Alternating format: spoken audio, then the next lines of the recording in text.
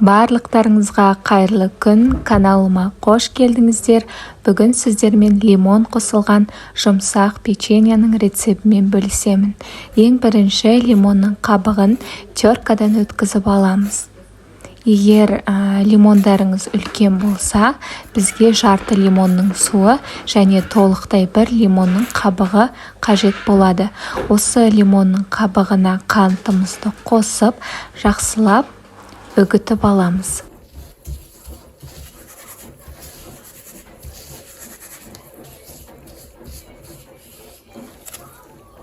Осы қоспамызға бөлме температурасындағы 2 жұмыртқа мен сұйық майымызды қосып, біркелкі болғанша жақсылап араластырып аламыз.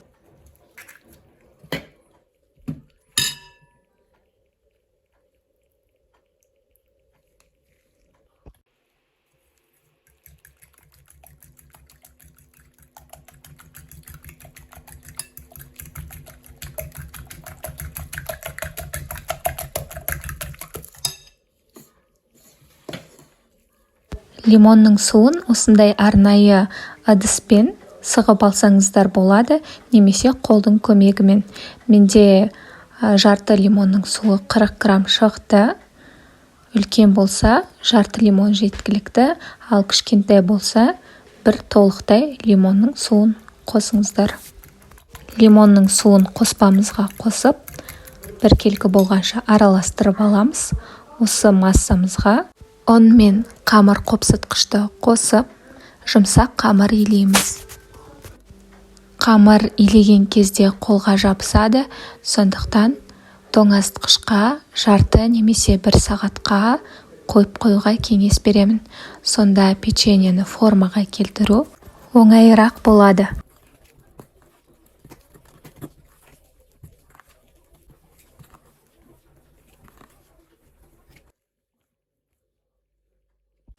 Духовканы 180 градусқа қыздырып қойсаңыздар болады. Печенье 15 минутта дайын болады.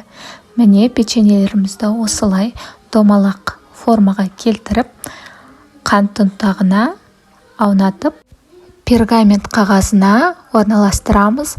Болмаса силиконовый коврик қолдансаңыздар да болады. Печеньені жасап көруге кеңес беремін. Дәмі өте керемет, жұмсақ болып шықты. Ал пісіп жатқан кездегі иісі бүкіл бөлмені алады. Өте сондай керемет, жасалуы қиын емес. Жасап көріңіздер. Печеньеміз дайын. Өте жұмсақ, әрі әдемі болып шықты. Жасап көріңіздер, астарыңыз дәмді болсын. Сұрақтарыңыз болса, комментарийге қалдырсаңыздар болады. Каналыма тіркеліп, лайк басып, қолдау көрсетіп кетіңіздер. Рахмет.